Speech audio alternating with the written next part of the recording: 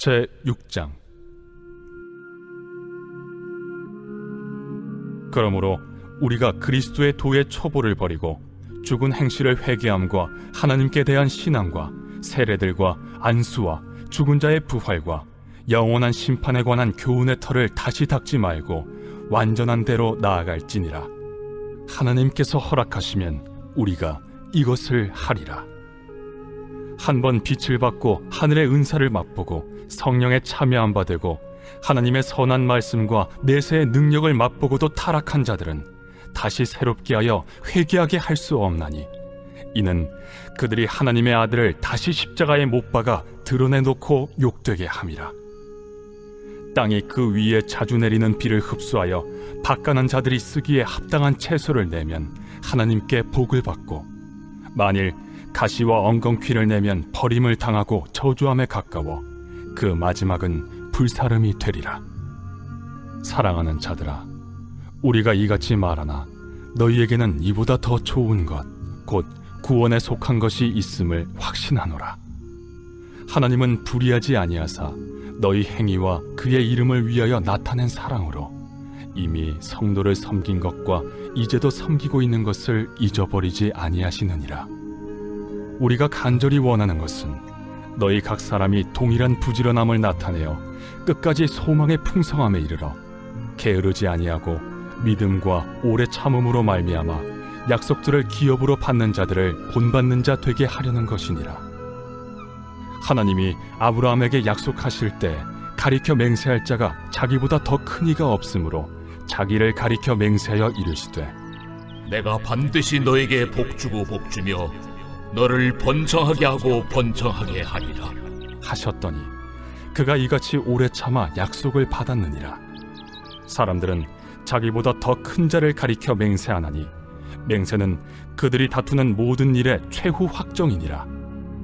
하나님은 약속을 기업으로 받는 자들에게 그 뜻이 변하지 아니함을 충분히 나타내시려고 그 일을 맹세로 보증하셨나니, 이는 하나님이 거짓말을 하실 수 없는 이 두 가지 변하지 못할 사실로 말미암아 앞에 있는 소망을 얻으려고 피난처를 찾은 우리에게 큰 안위를 받게 하려 하심이라. 우리가 이 소망을 가지고 있는 것은 영혼의 닷 같아서 튼튼하고 견고하여 휘장 안에 들어가나니, 그리로 앞서가신 예수께서 멜기세덱의 판차를 따라 영원히 대제사장이 되어 우리를 위하여 들어가셨느니라.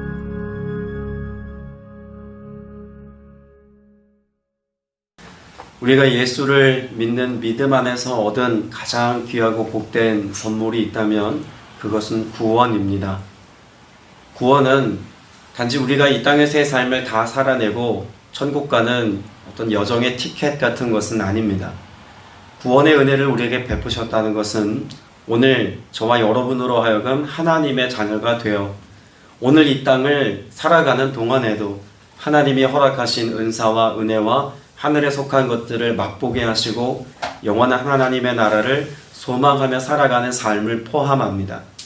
그래서 구원받은 하나님의 백성들은 이 땅에서 하나님을 경험하고 그 말씀의 은혜 안에서 오늘을 살다가 결국 예수 그리스도께서 우리에게 예비하신 영원한 처소에 들어가게 되는 것입니다.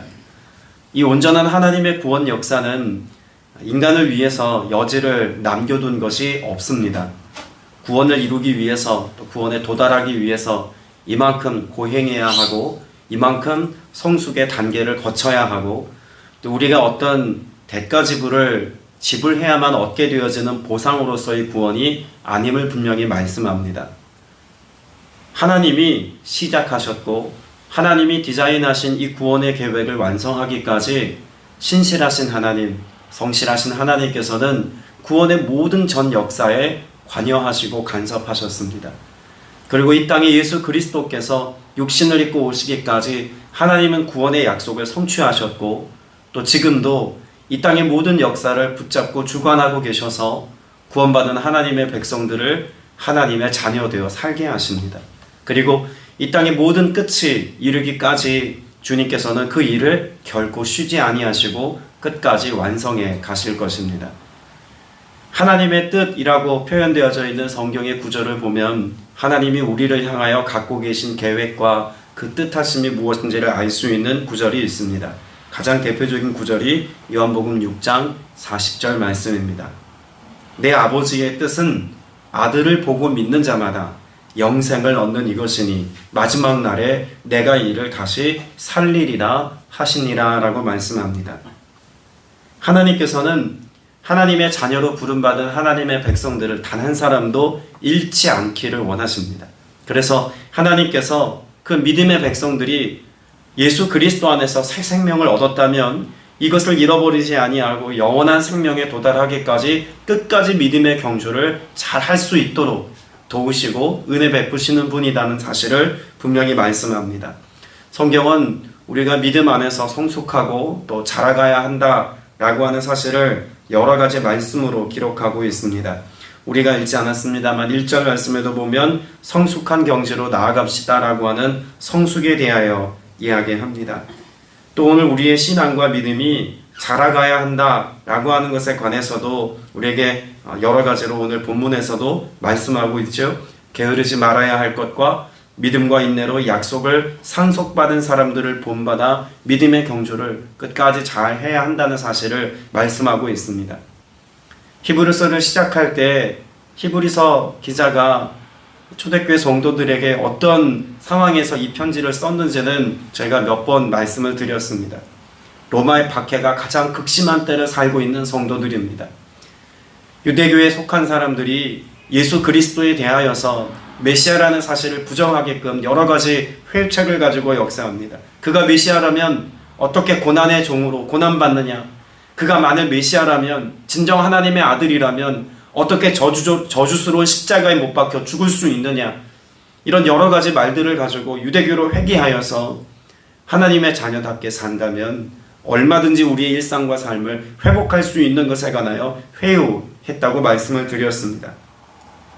그러나 우리의 삶 가운데 이러한 도전 앞에서 믿음의 경주를 멈추지 않고 살아가는 믿음의 사람에게는 예비된 좋은 것이 있다는 것을 분명히 약속하기도 하죠. 자, 그런데 오늘 우리가 본문에서 주목할 것은 6절에 시작되는 말씀입니다. 타락하면이라는 것입니다. 이 타락한 사람들의 삶의 모습을 어떻게 앞서 설명합니까? 하나님의 은사를 맛보았습니다.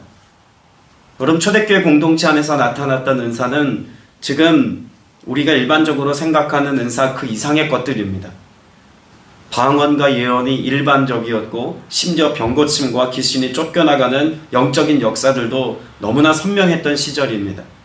예수 그리스도께서 이 땅 가운데 복음서 말씀을 통해서 행하셨던, 복음을 증명하기 위해 행하셨던 수많은 사역이 교회와 성도들을 통해서 여기저기에서 드러나고 나타났습니다. 그래서 사도행전 말씀을 보면 사도들을 통해서 하나님의 권능의 역사가, 예수 그리스도를 통해서 이 땅에 보이셨던 하늘의 역사가 그들을 통해 재현되고 있다는 사실도 명확하게 알 수가 있죠. 그런 은사, 그런 하나님의 일하심을 경험했습니다. 눈앞에서 목도했고 경험했습니다. 하늘로부터 성령께서 임재하시는 영적 체험이 정서적인 것이 아니라 신비적이고 또 그들의 영의 삶을 뒤흔들어 놓는, 일상과 삶을 완전히 뒤바꿔 놓은 영적인 체험도 그들은 하였습니다.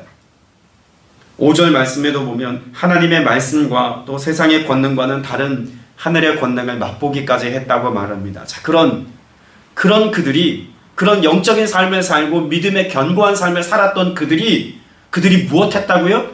타락하면이라고 말합니다. 여기서 타락이라고 하는 말은 배교라고 하는 말로도 바꿀 수 있겠죠.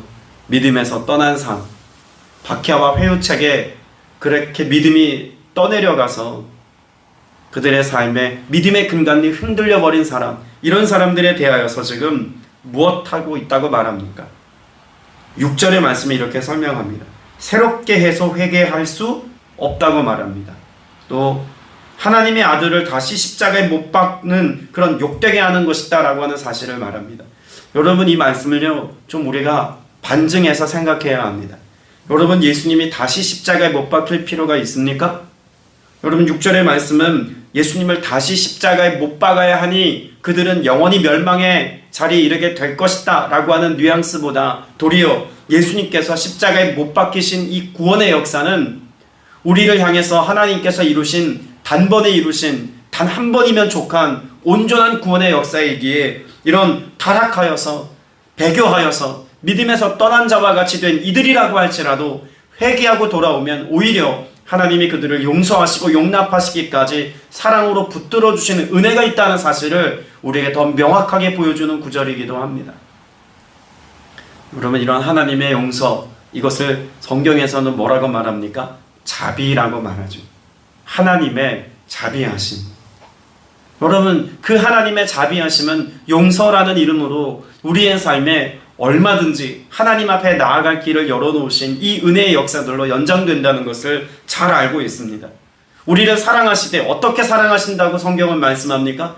요한복음 13장 1절 말씀에 보면 6월절에 예수께서 자기가 세상을 떠나 아버지께로 돌아가실 때가 이른 줄 아시고 세상에 있는 자기 사람들을 사랑하시되 끝까지 사랑하시니라. 여러분, 끝까지 사랑하시니라 라고 하는 이 말씀 안에는 하나님의 구원에 관한 비밀한 것을 분명히 포함하고 있습니다. 자주 말씀드리죠. 이 땅의 구원 역사는 인간이 죄를 범했던 창세기 말씀부터 이미 시작되었습니다. 하나님은 그렇게 인간을 구원, 구속하시기 위한 하나님의 플랜을 이미 짜셨고 또한 성취하시기까지 일하십니다. 전 역사 속에서 인류의 역사가 시작된 그 시작점부터 지금에 이르기까지 하나님은 신실하게 이 구원을 이루고 계십니다. 그래서 끝까지 사랑하신다는 것은 이 구원의 역사를 완성하시기까지 하나님은 구원을 위한 하나님의 사역과 하나님의 일을 역사 속에서 멈추지 않으시고 끝까지 이 일을 이루어 가시는 하나님이시다라는 사실을 말씀합니다.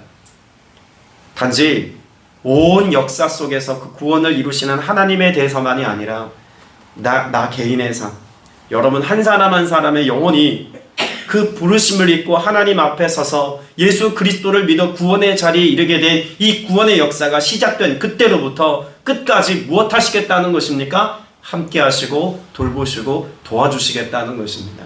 여러분, 우리의 믿음과 신앙, 지금 히브리서 기자가 편지하고 있는, 그래서 이 편지를 회람하고 있는 성도들보다 우리의 믿음은 견고해서 나의 신앙은 온전해서 나는 결코 세상의 어떤 도전 앞에서도 결코 어떤 회유책 앞에서도 내가 이 믿음을 저버리지 않을 자신이 있습니다 라고 말할 수는 있습니다. 그러나 그것은 우리의 자신에 불과합니다. 상황과 조건만 맞으면 얼마든지 변질되고 얼마든지 휩쓸려 내려갈 수 있는 것이 우리 신앙입니다.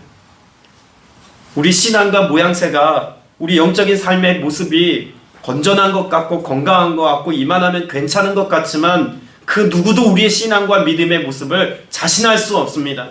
지금 단위에서 하나님의 말씀을 선포하고 있는 저 자신마저도 자신할 수 없는 영역이 바로 이 영역입니다. 왜 그렇습니까? 이건 우리의 자신감이나 우리의 결단이나 우리의 수고로움의 결과물이 아니기 때문에 그렇습니다. 철저히 하나님이 하나님 편에서 시작하셔서 하나님이 역사하시고 이루실 하나님의 일이기 때문에 그렇습니다. 그러니 우리에게는 무엇이 필요한 것입니까? 그 하나님이 그 일을 이루시기까지 함께 하시고 내게 역사하신다는 믿음이 필요한 것입니다. 그 믿음인 겁니다.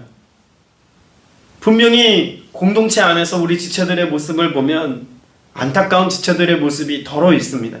아, 이건 아닌데. 이렇게 사는 건 믿음으로 사는 삶이 아닌데. 아, 이렇게 신앙생활에서는 하나님의 은혜와 하나님의 예비하신 좋은 것들을 누리기에 너무나 안타까운 삶인데 라고 하는 게 보일 때가 있습니다. 때로는 그것이 우리 지체들을 아프게 하고 저를 아프게도 합니다. 전 안 기다리고 싶어요. 포기해버리고 싶고 내버려두고 싶고 잘라내버리고 싶은 인간의 마음들이 끊임없이 마음속에 피어오릅니다. 그럴 때마다, 기도할 때마다 주님이 다시 마음을 새롭게 하시고 다잡아주는 것이 무엇입니까? 내가 포기하지 않았어라고 말씀해 주시는 하나님의 마음 때문에 쉽게 누군가를 포기하거나 누군가를 위하여 기도하는 것을 멈출 수가 없습니다. 여러분, 우리를 사랑하실 때 끝까지 사랑하시는 주님의 사랑이 있기에 오늘 저와 여러분이 또 이 성전에 모여서 예배하고 기도하고 주의 도우심을 구할 수 있는 것 아니겠습니까? 그럼 끝까지의 사랑으로 우리를 사랑하시는 그 하나님에 대한 나의 반응은 무엇이어야 하겠습니까? 히브리서 3장에서 이렇게 이야기하기도 합니다. 그리스도는 하나님의 집을 맡은 아들로서 그와 같이 하셨으니, 하나님은 하나님의 일을 하셨다는 겁니다. 그럼 우리가 할 수 있는 건 무엇입니까? 소망의 확신과 자랑을 끝까지 굳게 잡고 있으면 우리는 그의 집이라 라고 말씀합니다. 우리가 하는 것은 하나님이 이루신 그 모든 것을 믿는 믿음 안에서 주님을 붙잡는 겁니다. 그 어떤 도전과 그 어떤 회유책 앞에서도, 그 어떤 박해와 수많은 위험 앞에서도 그리스도를 붙잡고 십자가를 붙잡고 믿음을 붙잡고 나아가는 것. 여러분, 이것에서 타협함이 없는 사람, 여러분, 그들에게는, 그 확신과 자랑을 끝까지 붙잡는 사람에게는 무엇이 있다고 말합니까? 우리는 그의 집이라. 여러분, 유대인들에게 있어서 집이라고 하는 개념은 장막입니다. 여러분, 장막은 어떤 의미가 가장 중요한 의미일까요? 임재입니다. 하나님의 성전으로서의 장막. 광야를 지나갔던 이스라엘 백성들이 그 모든 각 지파별로 쳐놓았던 텐트, 12지파 그룹 중심에 하나님의 임재가 있는 성막이 있었던 것처럼 장막의 개념은 하나님의 임재를 상징합니다. 그의 집이라 라고 하는 말 속에는 무엇이 있겠다는 것입니까? 하나님이 여전히 임재하여, 그 임재는 또 무엇을 말합니까? 하나님의 다스림, 인도하심, 보호하심, 은혜 베푸심, 승리케 하심, 응답하심, 약속을 성취하심에 이르기까지 모든 것을 포함하고 있습니다. 그렇게 하나님의 집이 되어진 우리의 삶을 무엇 하시겠다는 말씀입니까? 구원을 이루신 주님께서 끝까지 우리의 삶을 인도하시고 우리의 삶에 하나님의 선한 역사를 나타내시겠다고 말씀합니다. 우리가 무엇만 있으면, 믿음을 버리지 않으면, 우리 때로 실수하고 실패하고 하나님의 표준에 도달하지 못하는 우리의 약함을 보지 않습니까? 어제 창립 12주년 예배를 드리면서도 또 말씀을 그 어느 때보다 더 하나님 앞에 깊이 묵상하고 또 주의 은혜를 구하면서 그저 하나님 앞에 감사할 것밖에 없더라고요. 어떻게 일하셨는지 정말 그것을 12년 동안 여태까지 지켜본 저로서는 은혜라는 말밖에는, 감사라는 말밖에는 뭐 달리 대단하고 거창한 말을 쓸만한 것이 없더라고요. 은혜입니다. 여기까지 보호하셨고 인도하셨고 또 12년을 넘어 또 다음의 날들을 살아가게 하시는구나. 그 하나님의 은혜라고 말하는 것 외에는 달리 그 무엇으로 대변할 만한 말이 없습니다. 그럼 우리는 은혜로 사는 사람들 아닙니까? 그런데 그 은혜가 무언가 하나님의 보시기에 표준에 도달할 때만 하나님의 은혜고, 그 이상의 것들을 할 때만 하나님의 능력이 나타나고, 우리가 실수하고 실패하고 연약하여 낙심하여 낭망한 자리에 떨어졌을 때는 하나님의 은혜가 없다면, 여러분, 그 관계는 온전한 사랑의 관계라고 말할 수 없겠죠. 저도요, 간혹 저희 아들이나 딸에게 그런 이야기할 때가 많습니다. 야, 그렇게 말 안 들을 거면 나가서 혼자 살아. 그렇게 단절하고 싶은 그런 강팍한 마음이 생길 때가 있습니다. 아직 중고등학생밖에 안 됐는데 크면 얼마나 더 할까 싶기도 합니다. 근데 그런 말을 제가 했다고 해서 제가 그 아이들과의 관계가 끊어집니까? 그렇지 않죠. 내가 더 사랑하니까. 사실 이 아이들과의 관계 안에서 더 깊은 하나님의 은혜 안에서의 돌봄을 주기 원하니까 그런 고백도 하는 것입니다. 우리를 향한 하나님의 그 사랑이 포기되지 않는다는 것이 우리에게는 늘 은혜입니다. 제 자녀가 제가 아이들을 야단하고 또 나무래도 끝까지 사랑할 걸 이 녀석들이 아니까 또 사실 말을 안 듣는 거 아닐까, 그런 마음이 들 때도 덜어 있어요. 사랑을 주니까 이 사랑에 대한 신뢰 때문에 때로는 엄마 아빠한테는 이렇게 여과 없이 연약함을 드러내는 것이 있겠다라는 생각이 들기도 합니다. 하나님 앞에 우리는 한없이 연약함을 드러내지 않습니까? 하나님 앞에서 우리는 한없이 부족함을 고백합니다. 일부 새벽 예배를 마치고 혼자 기도하면서도 하나님 앞에 얼마나 제 연약함들을 다 드러내놓고 고백하고 기도했는지 모릅니다. 하나님, 전 이게 안 됩니다. 하나님, 전 이거 못하겠습니다. 그러니 하나님, 감당할 만한 힘 주옵소서. 되게 하여 주옵소서. 억지스럽게 뭔가 하고 싶지 않습니다. 하나님의 뜻이면 저도 순종하기를 원합니다. 뭐 이런 고백들을 가지고 하나님 앞에 계속 제 연약함들을 고백했어요. 우리 권사님들 앞에서 제가 만일 제 연약함들을 다 이야기하면 내일 당장 교적부 파가지고 딴 교회 가실지도 몰라요. 하나님 앞에서는 부끄러울 게 없잖아요. 하나님 앞에서는 제 민낯을 드러내 보이는 게 아무렇지 않습니다. 무엇 때문입니까? 나를 향한 하나님의 사랑이 제 연약함을 고백한다고 한들 변하지 않을 것을 제가 제일 잘 알기 때문에 그렇습니다. 그것이 믿음인 것이죠. 여러분, 히브리서 3장 6절의 말씀을 제가 아까 개역개정 성경으로 읽어드렸습니다만 제가 이 세번역 성경으로 다시 한번 읽어드리겠습니다. 그리스도는 아들로서 하나님의 집안 사람을 성실하게 돌보셨습니다. 우리가 그 소망에 대하여 확신과 자부심을 가지고 있으면 우리는 하나님의 집안 사람입니다. 그러면 예수님께서 우리를 구원하신 구원을 통해서 무엇을 하나님이 이루셨다는 걸까요? 가족관계가 되게 하셨다는 것입니다. 그래서 하나님을 아버지라고 예수 그리스도를 형제라고 고백할 수 있는 것은 하나님이 우리의 삶에 이루신 가장 놀라운 일입니다. 여러분, 가족을 쉽게 버립니까? 버리지 않습니다. 실수하고 실패해도 오히려 도와주고 격려하고 사랑으로 보듬고 내가 도리어 그 가족의 연약함을 담당하려고 하죠. 여러분, 하나님께서 예수 그리스도를 통해서 구원하여 그 집이 되게 하시고 그 집안에 가족이 되게 하셨다는 말씀은 하나님이 이 모든 구원의 온전함의 자리에 이르기까지 하나님이 책임져 주시겠다는 것을 이렇게 고백하고 있는 것입니다. 12절에서는 그래서 그와 같은 가족됨을 조금 더 구체적으로 뭐라고 말합니까? 믿음과 인내로 약속을 받는 사람들을 본받는 사람이 되어야 합니다. 여러분, 약속을 어떻게 받았다고요? 상속받았다고 말합니다. 그러니까 우리는 상속자입니다. 예수 그리스도를 믿는 믿음 안에서 저와 여러분은 상속자입니다. 그냥 자녀가 아니라 그냥 그 집안에 속한 어떤 사람이 아니라 상속자가 되어서 하나님께 속한 모든 것들을 다 받아 누리는 상속자가 되게 했다는 것을 말씀합니다. 이것이 우리를 향한 하나님의 신실한 돌봄입니다. 여러분, 기억하십시오. 오늘 하나님이 우리를 돌보십니다. 하나님의 은혜 안에서 오늘을 살게 하십니다. 말씀을 맺으면서 13절 이하에 기록되어져 있는 하나님과 아브라함의 언약을 생각해 보아야 합니다. 저는 아직도 신학대학에 처음 입학해서 구약개론을 배우면서 하나님과 아브라함 사이에 맺었던 그 언약, 이 언약 신학을 공부하는 것이 제 믿음과 신앙에 큰 반전을 이루었다 생각합니다. 여러분, 하나님과 아브라함 사이에 맺은 계약이 쌍방 계약입니까? 일방 계약입니까? 일방 계약입니다. 원래 구약의 백성들이 서로 어떤 계약을 맺을 때는 짐승을 가운데 놓고 그 앞에서 반으로 쪼갭니다. 그리고 그것을 갈라놓고 피가 흥건한 그 자리를 언약을 맺는 두 사람이 함께 지나갑니다. 그럼 계약이 성립되는 거예요. 계약서 같은 겁니다. 이 계약서에 그 계약을 맺는 행위를 하는 이유는 무엇입니까?